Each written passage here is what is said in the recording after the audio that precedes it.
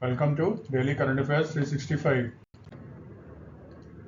आज के वीडियो में हम लोग कवर करेंगे प्रेसिडेंट द्रौपदी मुर्मू ने 71st national film awards confer किया है।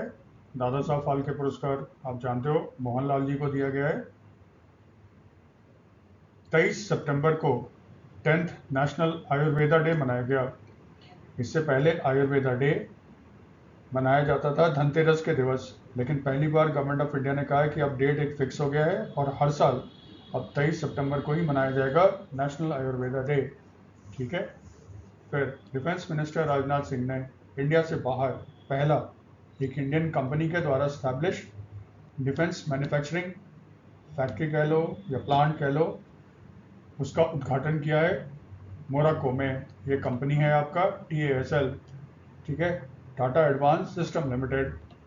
फिर ओस्माने डेम्बले और अइताना बोनमाती, इन्होंने मेंस और वुमेन्स का 69 बैलोन डी अवार्ड जीता है।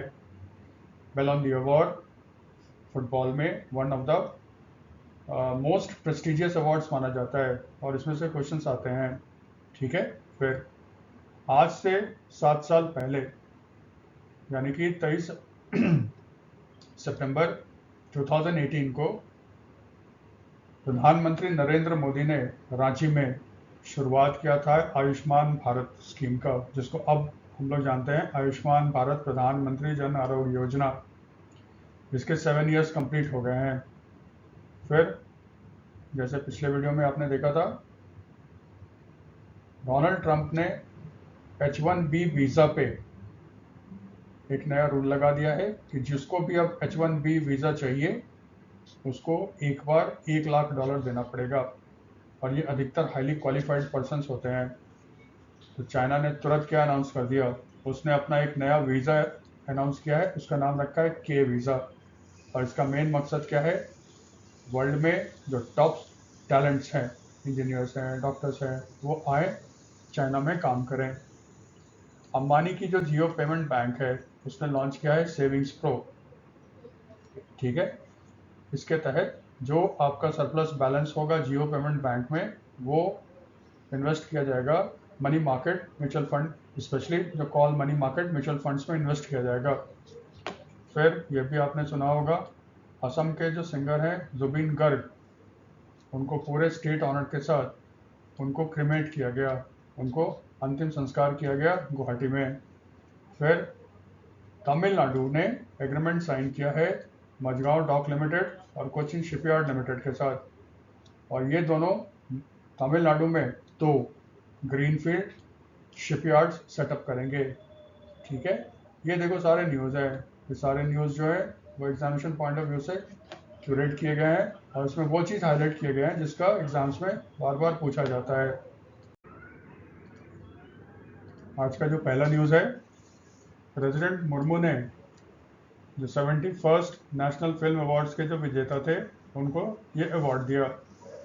ये देखो मुर्मू जी हैं और ये हैं मोहनलाल, मलयालम फिल्म के बहुत ही जाने पहचाने फिल्म एक्टर हैं। उनको इस बार के दादा साहब फाल्के पुरस्कार के लिए चुना गया था और ये अवार्ड सेरेमनी दिल्ली में हुआ था जिसमें इनको ये अवार्ड दिया गया। जो नेशनल फिल्म अवार्ड्स है वो union ministry of information and broadcasting के द्वारा स्थापित किया गया था। इसीलिए देखिए अभी जो union minister for information and broadcasting है अश्विनी वैष्णव, वो भी इनके साथ थे। और ये इंफॉर्मेशन एंड ब्रॉडकास्टिंग सेक्रेटरी हैं संजय जाजू, IAS ऑफिसर हैं। ठीक है। ये लोग यहाँ पे उपस्थित थे और मोहनलाल जी को ये अवार्ड दिया गया था। ठीक है। अब देखो इसमें याद क्या रखना है, सेरेमनी जो था ये विज्ञान भवन में हुआ था, न्यू दिल्ली में हुआ था। डेट याद रखने की जरूरत नहीं है। ठीक है, इसको हम भूल भी सकते हैं। याद रखना है अवार्ड विनर्स को। इंडिया में फिल्म इंडस्ट्री में जो सबसे बड़ा अवार्ड माना जाता है वो है दादा साहब फाल्के अवार्ड। ठीक है। तो ये 2023 चल रहा है, यानी कि भारत सरकार अभी 1 साल पीछे चल रहा है या 2 साल पीछे मान लीजिए चल रहा है अगर 2025 से इसको देखें। ठीक है। तो जो दादा साहब फाल्के अवार्ड है वो मोहनलाल को दिया गया है। ये मलयालम फिल्म के एक्टर हैं, बहुत ही फेमस हैं, उनको ये अवार्ड दिया गया है। ठीक है। इसमें ये याद रखना, जो फर्स्ट अवार्ड दिया गया था दादा साहब फाल्के अवार्ड 1969 में शुरू की गई थी। तो 1969 में जो पहला अवार्ड जो दिया गया था वो देविका रानी को दिया गया था। देविका रानी फिल्म एक्ट्रेस थी, इनको दिया गया था। ठीक है। और दादा साहब फाल्के हैं कौन? दादा साहब फाल्के, इनको इंडियन फिल्म इंडस्ट्री का भीष्म पितामह भी कहा जाता है। क्यों? भारत की जो पहली फिल्म बनी थी राजा हरिश्चंद्र, ये दादा साहब फाल्के ने ही बनाया था। ठीक है। इसके बारे में विस्तार से आप पिछले वीडियो में देख सकते हो। ठीक है। 23 तारीख का जो वीडियो है उसमें ये डिस्कस किया गया है दादा साहब फाल्के को थोड़ा डिटेल में। फिर देखो, फिल्म अवार्ड बहुत लंबा चौड़ा है। अगर अवार्ड का लिस्ट देखोगे तो 20-25 से कम नहीं होते, ज़्यादा ही हो सकते हैं उसमें होंगे। हमें सब याद करने की ज़रूरत नहीं है। बेसिकली क्या याद करो? Best film, best actor, best actress, director, ये 4 याद हमें रहने चाहिए। बाकी अगर आप स्किप भी करते हो तो 99.9% है, आप एग्जाम्स के क्वेश्चंस को पकड़ लोगे। ठीक है। तो बेस्ट फीचर फिल्म किसको मिला है? 12th fail. देखो ये भी पूछते हैं, 12th फेल जो फिल्म है ये किस भाषा में बनी है? हिंदी में। ठीक है। और इसके डायरेक्टर कौन है? विधु विनोद चोपड़ा। बेस्ट डायरेक्शन ये सुदीप्तो सेन को मिला है, उनके फिल्म द केरला स्टोरी के लिए। और ये फिल्म भी किस में बनी है? हिंदी में बनी है। फिर बेस्ट एक्टर है ना लीडिंग रोल, शाहरुख खान को मिला है उनके फिल्म जवान के लिए, जो हिंदी भाषी है आप जानते हो। और विक्रम मैसी को मिला है, ये हीरो है 12th फेल के। फिर एक्टर हो गया, तो फिर एक्ट्रेस कौन है? पहली बार ये अवार्ड मिला है रानी मुखर्जी को, और उनकी फिल्म थी मिसेस चैटर्जी वर्सेस नॉर्वे। ये हिंदी की मूवी है, हिंदी में बनी थी, ये आप जानते भी हो। तो ये इंपॉर्टेंट क्या हो गया? Best feature film 12th fail, direction Sudipto Sen को, एक्टर शाहरुख खान को जवान के लिए, और विक्रम मैसी को 12th फेल के लिए। एक्ट्रेस पहली बार रानी मुखर्जी को मिला है for film Mrs Chatterjee versus Norway, ये हिंदी मूवी है। ठीक है। इसी में आउट ऑफ द वे थोड़ा पूछ सकता है, वो ये रहता है best popular film providing wholesome entertainment. ठीक है। जैसे बेस्ट फीचर फिल्म है 12th फेल, तो वो तो रहता ही है, कभी कभी ये भी आ जाता है popular film providing wholesome entertainment. यह है रॉकी और रानी की प्रेम कहानी, हिंदी में है, और इसके डायरेक्टर हैं करण जौहर। फिर आउट ऑफ द वे है best feature film promoting social, national and environmental values. ये फिल्म क्योंकि बहुत पॉपुलर हुआ था इसलिए इसको यहाँ पे डाल दिया है शाम बहादुर। ये भारत के जो फील्ड मार्शल सैम मैनेक्शॉ, उन पे बनी है ना ये फिल्म, जो 1971 में आर्मी के चीफ भी थे। सैम मानेकशॉ पे ये फिल्म बनी है। फिल्म का नाम है श्याम बहादुर, हिंदी में है, और इसकी डायरेक्टर है मेघना Gulzar. Best non feature film flowering man, directed by Soumyajit Ghosh Dastidar. और एक नया कैटेगरी इंट्रोड्यूस हुआ है, animation, visual effects, gaming and comic. ये नया इंट्रोड्यूस किया गया है मिनिस्ट्री के द्वारा। तो best film in animation, visual effects, gaming and comic, यह फिल्म है हनुमान। ये लेकिन तेलुगु भाषा में है और डायरेक्टेड बाय प्रसंत वर्मा। तो इसमें बेसिकली इतना जरूर याद रखना, दादा साहब फाल्के 100% वो पूछेगा best feature film, best actor, best actress और बेस्ट डायरेक्टर, ये 4 तो कम से कम जरूर याद रखना चाहिए। ठीक है। फिर 10th नेशनल आयुर्वेदा डे, ये मनाया गया था इस बार 23 सितंबर को। ठीक है। इससे पहले ये मनाया जाता था धन्वंतरी जयंती के दिन, या जिसको धनतेरस भी बोलते हैं, ये दिवाली से पहले होता है ना। क्यों धन्वंतरी जयंती या धनतेरस के दिन मनाया जाता था? क्योंकि ऐसा कहा जाता है हिंदू मैथोलॉजी में कि जो धन्वंतरी थे वो भगवान के डॉक्टर थे। ठीक है। Physician of God. और उनको ये जो मेडिसिन, आयुर्वेदा बेसिकली मेडिसिन है ना, ब्रांच ऑफ मेडिसिन है, ये जो उनको नॉलेज था वो खुद ब्रह्मा जी ने धन्वंतरी को दिया था, आयुर्वेद का नॉलेज। इसीलिए धन्वंतरी जी के दिन, जो उनका दिवस है धनतेरस जिसको भी बोलते हैं, उसी दिन मनाया जाता था नेशनल आयुर्वेदा डे। लेकिन इसमें एक प्रॉब्लम है, भारत सरकार आयुर्वेद को बहुत प्रमोट कर रहा है, ठीक है, Indian system of medicine, traditional medicine भी बोलते हैं इसको। इसने बना रखा है मिनिस्ट्री ऑफ आयुष। आयुष होता है आयुर्वेदा, यूनानी, होम्योपैथी और सिद्धा, ठीक है, ये होता है मिनिस्ट्री ऑफ आयुष, ऐसा लिखता है ना उसको, ठीक है। तो इसमें क्या होता था, इसको ना इंडिया में ही नहीं, इंडिया से बाहर भी इसको प्रमोट किया जा रहा है। अब चक्कर क्या होता था, जो धनतेरस आएगा, क्योंकि देखो भारत में हिंदू, बुद्ध हो गया, जैन हो गए, ये सारे ना चांद पे आधारित कैलेंडर को फॉलो करते हैं। तो ये लोग इसको चांद पर आधारित कैलेंडर को फॉलो करते हैं, ठीक है। लेकिन हम और आप बेसिकली फॉलो करते हैं ग्रेगोरियन कैलेंडर को, जो सन पे आधारित है। जैसे हम कहते हैं ना 23 सितंबर, 23 सितंबर जो है बेसिकली वो कैलेंडर जो होगा जिसपे देखकर हम कह रहे हैं कि आज 23 सितंबर है, वो ग्रेगोरियन कैलेंडर है जो सन पे है। इसका मतलब पूरा विश्व तो लगभग यही फॉलो करता है, और हमारा भी यही फॉलो करते हैं, भारत सरकार भी लगभग यही फॉलो करता है, भले ऑफिशियल कैलेंडर इसका सख्त सम्मत है, ठीक है। तो इससे क्या होता था, हर दिन ना धनतेरस कोई फिक्स डे तो है नहीं, वो तो फिर अलग अलग दिन होगा। इससे गवर्नमेंट ऑफ इंडिया को ना इवेंट्स को प्लान करने के में बहुत दिक्कतें होती थी, स्पेशली इंडिया से बाहर, क्योंकि आप देखो जितना भी डेज होता है वो फिक्स डे होता है। तो फिर अगले साल की तैयारी आप आज से ही शुरू कर सकते हो, क्योंकि आपको पता है कि अगले बार कब होने वाला है। लेकिन धनतेरस पे तो ऐसा है नहीं। तो फिर गवर्नमेंट ऑफ इंडिया ने क्या किया, उसने एक दिन फिक्स कर दिया, वो हो गया 23 सितंबर।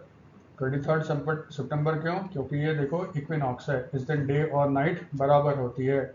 और आयुर्वेदा का सिद्धांत भी क्या है, बॉडी में हार्मनी होना चाहिए, बैलेंस होना चाहिए। इसीलिए 23 सितंबर को भारत सरकार ने इसको चुना। ये कहानी है आपका 23 सितंबर को क्यों मनाया जाता है, क्यों भारत सरकार ने 23 सितंबर को नेशनल आयुर्वेदा डे चुना है।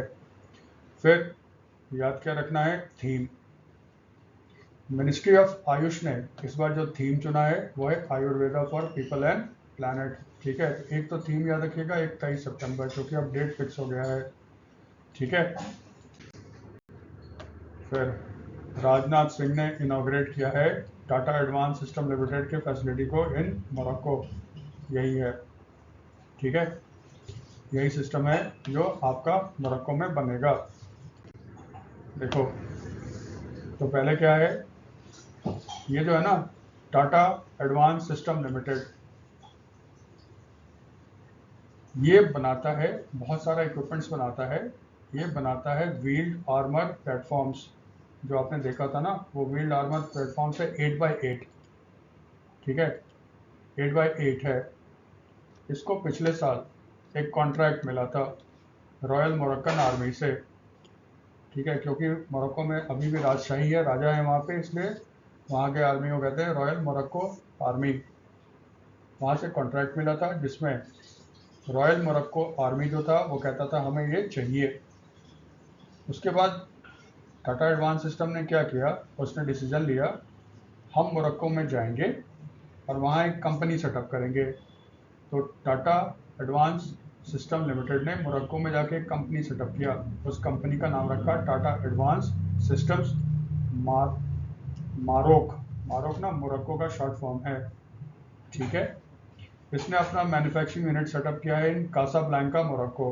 देखो मोरक्को की राजधानी जो है ना वो रबात है, ठीक है, लेकिन मेरे ख्याल से रबात से ज़्यादा फेमस मोरक्को का अगर कोई शहर है तो कासाब्लैंका है, एक फिल्म भी बनी थी ना कासाब्लैंका, ठीक है।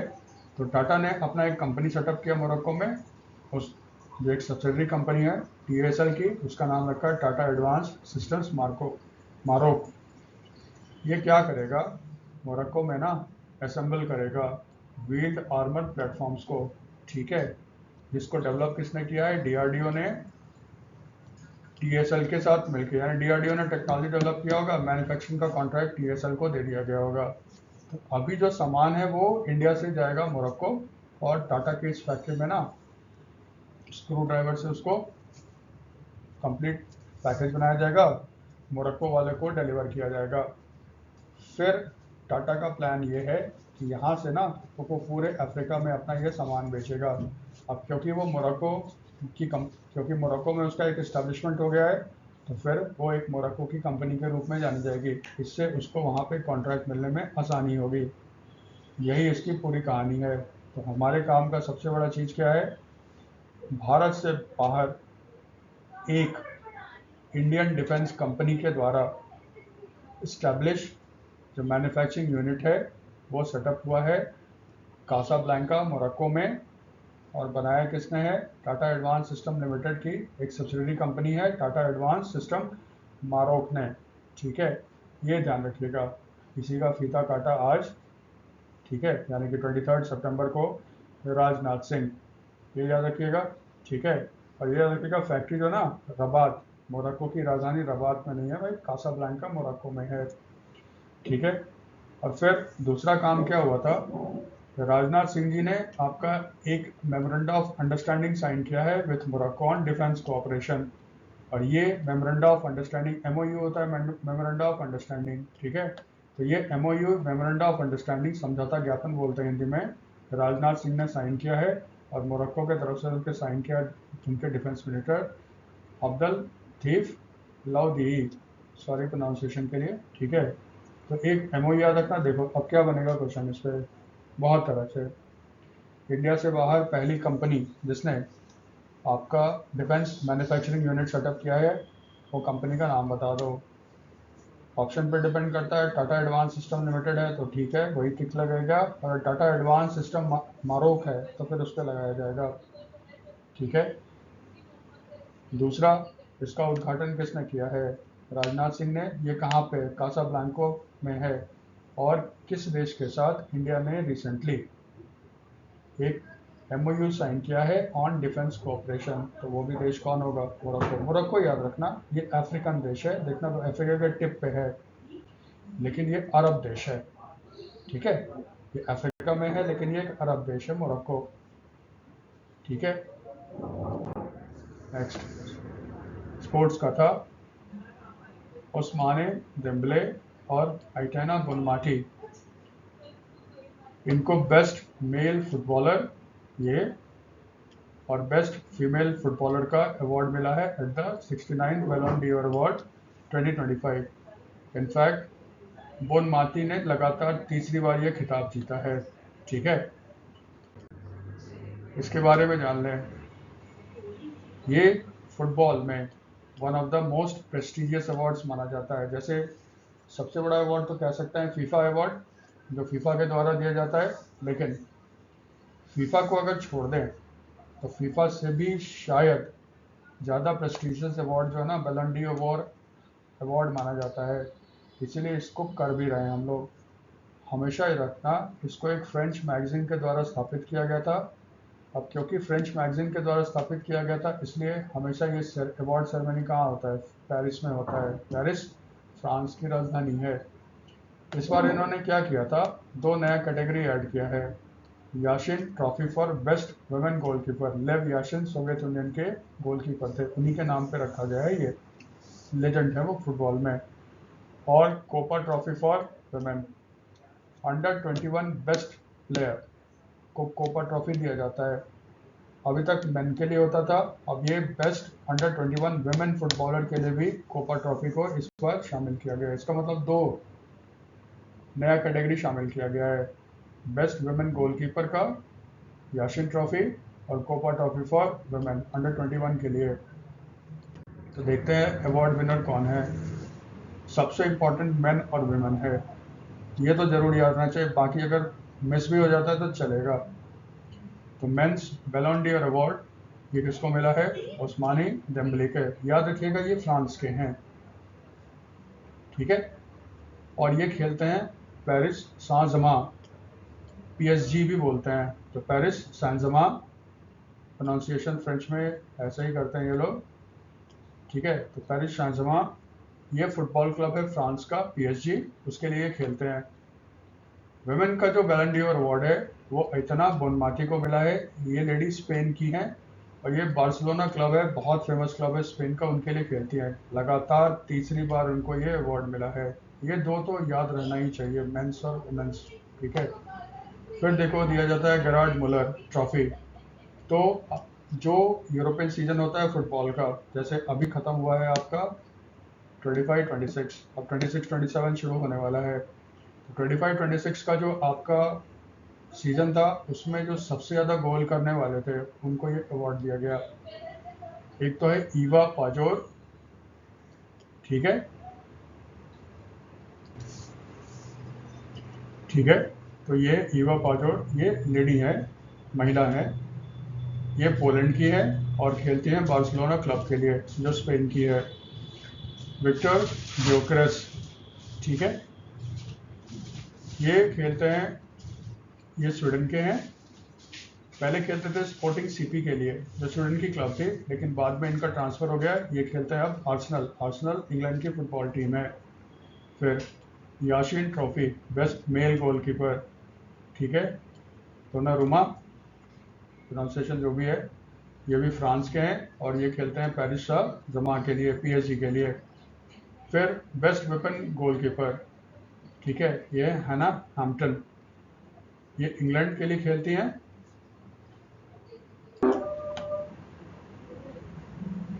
और चेल्सी के लिए खेलती है जो बेहद फेमस इंग्लैंड की एक क्लब है।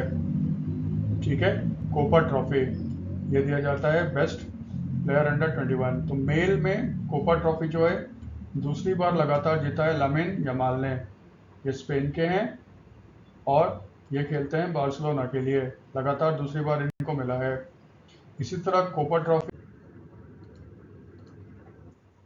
इसी तरह पहली बार जो कोपा ट्रॉफी फॉर वुमेन है बेस्ट प्लेयर अंडर 21 वो मिला है विकी लोपेज को, जो स्पेन की खिलाड़ी है और इनका फुटबॉल क्लब है बार्सिलोना। सोक्रेटिस अवार्ड ये दिया जाता है फॉर ह्यूमैनिटेरियन वर्क के लिए, वो मिला है जाना फाउंडेशन ऑफ फ्रांस को।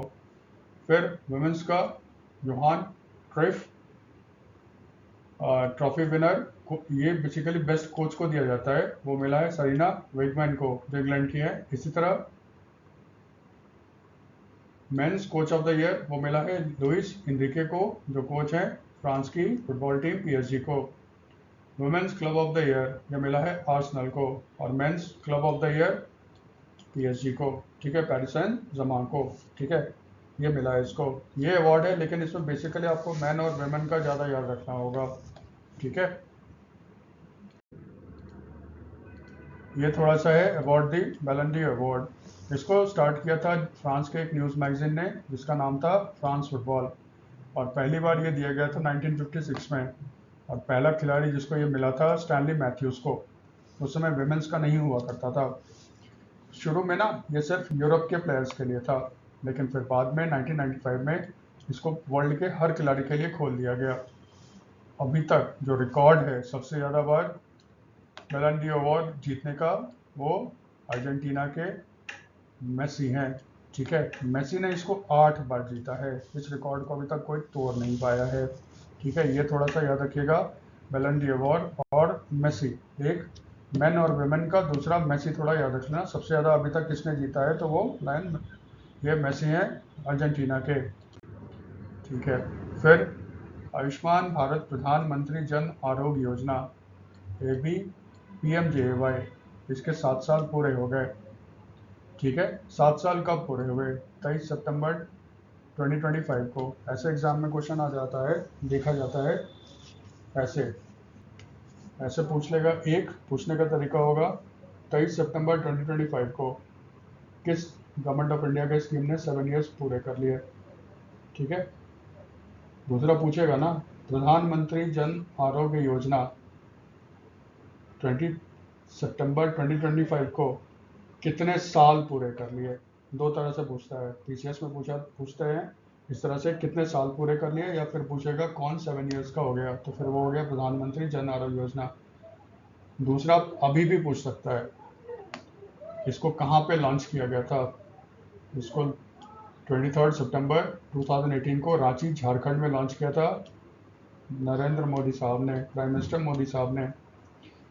अब देखो ये याद रखना, ये जो आयुष्मान भारत प्रधानमंत्री जन आरोग्य योजना है ना, ABPMJAY, ये basically Ayushman Bharat health scheme का एक पार्ट है, ठीक है, उसका ये पार्ट है।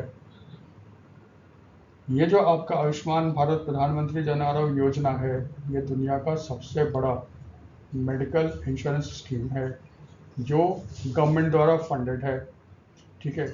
इसका मतलब देखो, ये इंश्योरेंस स्कीम है ना, इंश्योरेंस का मतलब ये होगा कि जिसको जिसको प्रधानमंत्री जन आरोग्य योजना के तहत कार्ड मिला है, आयुष्मान कार्ड बोलते हैं ना उसको, और जो जो हॉस्पिटल इम्पैनल्ड है उसमें, वहाँ पे जाइए, आप इलाज करवाइए, आपको पेमेंट करने की ज़रूरत नहीं पड़ेगी, ठीक है। और फिर उस हॉस्पिटल से वो हॉस्पिटल जो है, वो आपका जो एलिजिबल बिल होगा वो गवर्नमेंट को दे देगा, गवर्नमेंट ऑफ इंडिया उसको पैसा दे देगा। इसलिए देखिएगा ना, इसको कहा जाता है कैशलेस इंश्योरेंस स्कीम, ठीक है। कैशलेस कैशलेस क्यों बोलते हैं? क्योंकि इसमें आपको कैश नहीं देना पड़ता है, ठीक है। ये एक इंश्योरेंस स्कीम है, ठीक है, ये इंश्योरेंस कंपनी के द्वारा लागू किया जाता है, और ये कैशलेस मेडिकल इंश्योरेंस है। इसका मतलब आपको जब हॉस्पिटल में आप भर्ती हो गए तो फिर आपको पैसे देने की ज़रूरत नहीं है। दुनिया में सबसे बड़ा स्टेट फंडेड जो मेडिकल इंश्योरेंस स्कीम है वो आपका प्रधानमंत्री जन आरोग्य योजना है, आयुष्मान भारत प्रधानमंत्री जन आरोग्य योजना है, ठीक है। इसमें ये याद रखना है, जो प्रधानमंत्री जन ये जो आरोग्य योजना है, इसको लागू कौन करता है? इसको लागू करता है नेशनल हेल्थ अथॉरिटी, ठीक है। अब क्योंकि हेल्थ इंश्योरेंस स्कीम है तो ऑब्वियसली वो किसके अंदर आता होगा? Union ministry of health and family welfare, ठीक है, ये उसके अंदर आता है। JP नड्डा साहब है ना अभी। इसमें क्या होता है, ये एक फैमिली फ्लोटर प्लान है जिसमें फैमिली के साइज को मैटर नहीं करता है, फैमिली में एक आदमी हो सकते हैं, 1000 आदमी भी हो सकते हैं, लेकिन सबको मिलाकर एक साल में आपका इंश्योरेंस अमाउंट कितना होगा? 5 लाख रुपए पर ईयर, ठीक है। इसमें सेकेंडरी और टर्शरी केयर आप जो हॉस्पिटलाइजेशन होता है उसके लिए आपको दिया जाता है, ठीक है। तो फिर किसको मिलेगा? तो जो सोशली इकोनॉमिकली पुअर हैं, जो 2011 के सेंसस में जिसके आधार पे सोशियो इकोनॉमिक सेंसस हुआ था ना, तो उसके आधार पे जो एलिजिबल चुने गए हैं, जो पुअर पीपल हैं, उनको दिया गया है ये। उसके बाद कुछ आंगनवाड़ी वगैरह बीच बीच में गवर्नमेंट इसको ऐड करता जाता है, उनके लिए ये था, ठीक है। इसका मतलब सिंपल सी बात है, ये पुअर पीपल के लिए है। फिर गवर्नमेंट ने क्या किया था, लास्ट ईयर 2024 में अक्टूबर में, भारत में जितने भी सीनियर सिटीजन हैं जिनकी उम्र 70 साल या उससे ज़्यादा है, वो सब भी इस स्कीम के अंदर आएंगे, और उनको कार्ड जो इशू किया जाएगा ना, उस कार्ड का नाम होगा आयुष्मान वय वंदना कार्ड। नॉर्मल कार्ड होता है आयुष्मान कार्ड, तो 70 ईयर्स एंड अबव जिसका एज है उनको एक आयुष्मान वय वंदना कार्ड दिया जाएगा। इसमें गवर्नमेंट ने क्या किया, जैसे नॉर्मली जो गरीब आदमी है उनके लिए ये स्कीम है, लेकिन 70 साल या उससे ज़्यादा उम्र है जिनकी इनकम का कोई क्राइटेरिया नहीं, इसका मतलब अरबपति से लेके गरीब आदमी भी इस स्कीम के तहत आ सकते हैं, ठीक है। और इनको भी मिलेगा 5 लाख। तो इसका मतलब देखो ये होता है कि अगर मान लीजिए एक गरीब परिवार है, उसमें किसी एक बुजुर्ग है जिसकी उम्र 71 साल की है, तो गरीब परिवार को 5 लाख तो मिलेगा ही मिलेगा, प्लस उस बुजुर्ग को अलग से 5 लाख का इंश्योरेंस मिल जाएगा। तो कह सकते हैं आप उस गरीब परिवार का इंश्योरेंस 10 लाख हो गया। लेकिन एग्जाम में 10 लाख टिक मत करना भाई, एग्जाम में टिक मारना है 5 lakhs, ठीक है, यही टिक लगाना है। भारत में सारे स्टेट और यूनियन टेरिटरी ने इसको लागू कर दिया है। अभी फिलहाल 35th स्टेट और यूनियन टेरिटरी जिसने इसको ज्वाइन किया था वो दिल्ली था, 34th उड़ीसा था, ठीक है। तो 35th, जब तक अरविंद केजरीवाल साहब थे दिल्ली में, उन्होंने स्कीम में ज्वाइन नहीं किया था।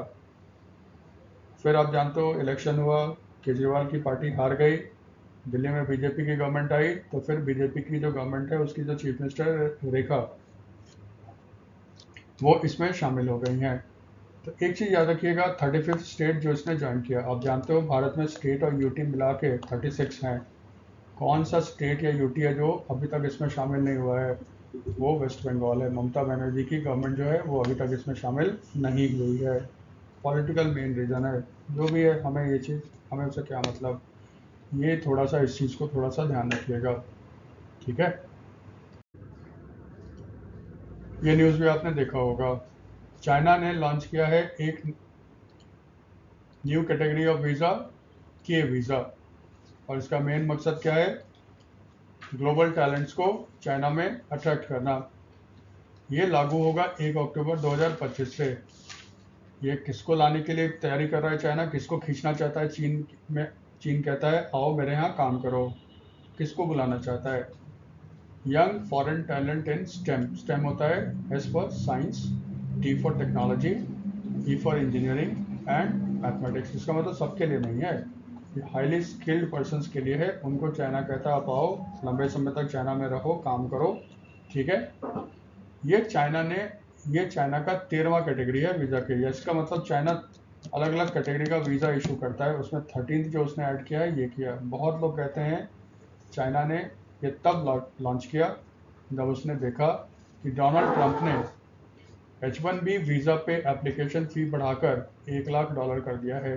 H1B वीज़ा इसको यूएस ने इंट्रोड्यूस किया था 1990 में, जिसके तहत American companies highly skilled foreign workers को अमेरिका ला सकते हैं काम करने के लिए, और इसके बदले ना उनको एक नॉमिनल फ़ी देना पड़ता था। ये लगभग 1400 या $1500 होता था। अब इसको बढ़ा के डोनाल्ड ट्रंप ने कर दिया 1 लाख। मेन उसका कहने का मकसद ये है अमेरिकन कंपनी को, आप बाहर से लोगों को मत लाओ, अमेरिकन को ही एम्प्लॉय करो, जो कि अमेरिका में ये स्किल्ड वर्कर हैं ही नहीं। चाइना ने मौका देखा और उसने इसको लॉन्च कर दिया। वो कहता है कि अमेरिका आपको नहीं बुला रहा है ना, आप मेरे पास आ जाओ। और याद रखना, H1B वीज़ा जो इशू होता है उसमें से 71% वीज़ा जो है ना इंडियंस के पास आते हैं, और लगभग 11% चाइनीज़ के पास हैं। तो एक्चुअली वो किसको बुला रहा है? इंडियंस को ही बुला रहा है। H1B वीज़ा डिटेल में कवर किया गया है आपका 22 सितंबर के वीडियो में, काइंडली आप उसको भी देख लो, ठीक है। जियो पेमेंट बैंक, उसने एक प्रोडक्ट लॉन्च किया है, उसका नाम रखा है सेविंग्स प्रो। इसमें क्या है, जो जियो पेमेंट बैंक में जिसका अकाउंट है, वो चाहे तो अपना सरप्लस फंड जो है ना वो ओवरनाइट म्यूचुअल फंड में इन्वेस्ट कर सकते हैं, ठीक है।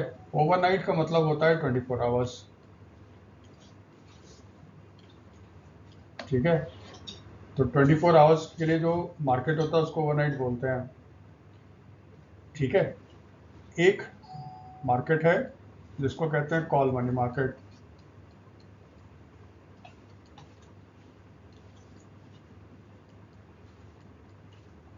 कॉल मनी मार्केट वो मार्केट है, मनी मार्केट का पार्ट है, जहाँ पे बोरोवर्स 24 आवर्स के लिए बोरो करते हैं, ठीक है। इसका मतलब आप 24 घंटे के बाद पैसे वापस कर दोगे जिससे आपने लोन लिया है।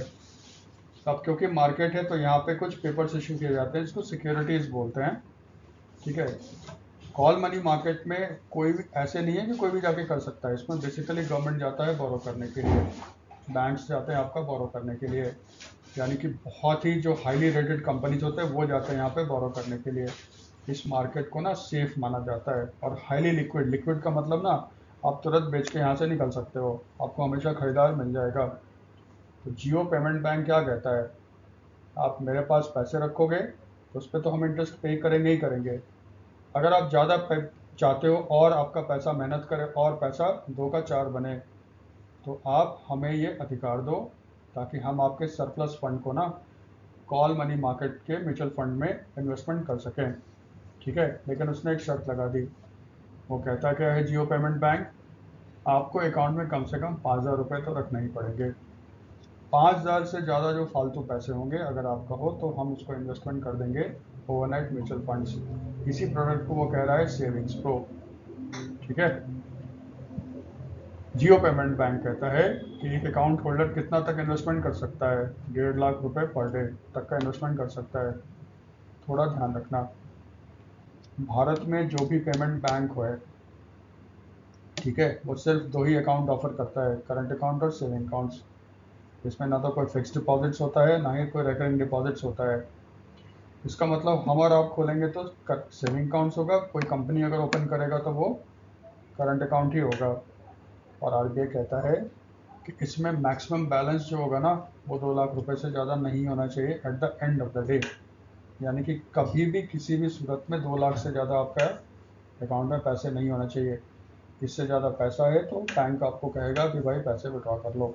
इसलिए बहुत सारे बैंक देते हैं ना, एक्स्ट्रा पैसा अगर है तो हम दूसरी जगह आपका इन्वेस्टमेंट कर देंगे। ठीक है, आप ये याद रखना, जो मैक्सिमम बैलेंस हो सकता है किसी भी पेमेंट बैंक के अकाउंट में, वो 2 लाख रुपए से ज़्यादा नहीं हो सकता। ठीक है। फिर जियो पेमेंट बैंक बेसिकली जियो फाइनेंशियल सर्विसेज लिमिटेड, उसका एक सब्सिडरी कंपनी है। तो आप जानते हो जियो का मालिक कौन है? मुकेश अंबानी की कंपनी रिलायंस इंडस्ट्रीज लिमिटेड। जियो पेमेंट बैंक का जो हेडक्वार्टर है वो मुंबई में है। ठीक है। आपने इनका नाम सुना होगा, जुबिन गर्ग का, बहुत न्यूज़ में थे। तो इसलिए थोड़ा सा सिर्फ एक लाइन याद रखना है। जुबिन गर्ग ये असम के सिंगर थे। ये गए हुए थे सिंगापुर, स्कूबा डाइविंग करते हैं ना, स्कूबा डाइविंग कर रहे थे, एक्सीडेंट हुआ, सॉरी वहाँ पे इनका डेथ हो गया था। ठीक है, नेचुरल डेथ था, मतलब एक्सीडेंट था, नेचुरल डेथ था। तो इनका वहाँ पे डेथ हो गया। असम में ये बेहद पॉपुलर हैं। तो जब इनकी बॉडी लाई गई थी असम में, तो खुद हिमंता बिस्वा शर्मा जो थे असम के चीफ मिनिस्टर, वो गए थे, लाखों लोग गए थे, और उन्होंने घोषणा किया था पूरे राजकीय सम्मान के साथ, स्टेट ऑनर के साथ इनका दाह संस्कार किया जाएगा, क्रिमेशन किया जाएगा। वही क्रिमेशन इनका किया गया है। कहाँ पे? कामरूप डिस्ट्रिक्ट में, गुवाहाटी के में। ये तो ठीक है ना। और एक चीज़ याद रखना, इनको जब बॉडी को जो लोगों के साथ सामने से कहते हैं ना, दर्शन करवाते हुए निकलते हैं, इन्होंने बॉडी को लपेटा गया था विद ट्रेडिशनल असमी गमोशा, गमछा भी बोलते हैं बहुत लोग इसको, ये वो किए गए थे। एक लाइन का है, ज़्यादा इसमें कुछ नहीं करना है। जुबिन गर्ग जो अभी न्यूज़ में थे, किस खेल से, किस क्षेत्र से बिलोंग करते हैं, किस सॉरी प्रोफेशन से बिलोंग करते हैं? Popular Assamese singer. इससे ज़्यादा कुछ नहीं करना है इस पर। फिर मझगांव डॉक लिमिटेड और कोचिन शिपयार्ड, दोनों कंपनी ने तमिलनाडु गवर्नमेंट के साथ एग्रीमेंट साइन किया है, जिसमें वो तमिलनाडु में ग्रीनफील्ड शिपयार्ड बनाएगा। ठीक है, ये देखो मझगांव डॉक है, ये कोचिन शिपयार्ड है। शिपयार्ड तो जानते हो, जहाँ पे जहाज बनाए जाते। थोड़ा सा याद रखना, ग्रीनफील्ड, ये बहुत सारे एग्जाम में दिखेगा आपको। एक होता है ग्रीनफील्ड, एक होता है ब्राउन फील्ड। ये ना बेसिकली इंफ्रास्ट्रक्चर में इस्तेमाल किया जाता है। ठीक है। और आप जानते हो शिपयार्ड को भारत सरकार ने इंफ्रास्ट्रक्चर इंडस्ट्री का स्टेटस दे रखा है। ठीक है, ये तो पिछले वीडियो में उन लोगों ने कवर किया था।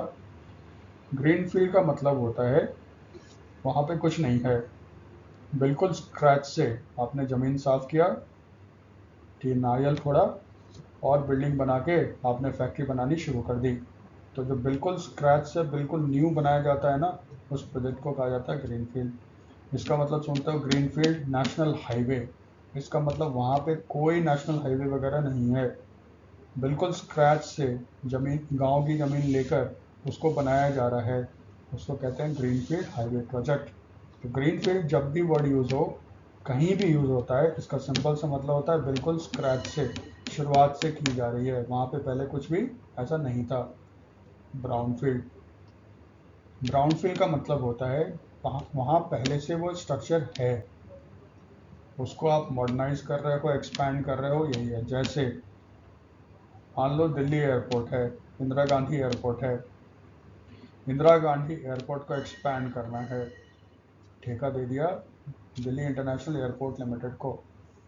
दिल्ली इंटरनेशनल एयरपोर्ट लिमिटेड जो है ना, वो इंदिरा गांधी इंटरनेशनल एयरपोर्ट का एक्सपेंशन करेगा, उसको मॉडर्नाइज करेगा, न्यू लुक देगा। इसको कहेंगे हम लोग ब्राउन फील्ड, क्योंकि एयरपोर्ट तो पहले से ही है, उसी में थोड़ा आगे पीछे बढ़ा के किया जा रहा है। तो ये होता है ब्राउन फील्ड और ये होता है ग्रीन फील्ड। इसको याद रखना, कभी कभी ये आ जाता है। ठीक है। फिर ठीक है, तो ये जो प्रपोज्ड आपके शिपयार्ड्स हैं वो कहाँ पे बनेंगे? तूतुकुड़ी डिस्ट्रिक्ट तमिलनाडु में। ठीक है। ये जो एग्रीमेंट है MOU, ये साइन हुआ था बिटवीन गाइडेंस तमिलनाडु और MDL और कोचिन शिपयार्ड के बीच में। ठीक है, इसका मतलब देखो ये रखना है, MDL एक अलग बनाएगा, कोचिन शिपयार्ड एक अलग बनाएगा, दो बनेंगे। तो फिर ये MOU कहाँ पे साइन हुए थे? भावनगर में union ministry of port, shipping and waterways, इसने एक कार्यक्रम आयोजित किया था, समुद्र से समृद्धि।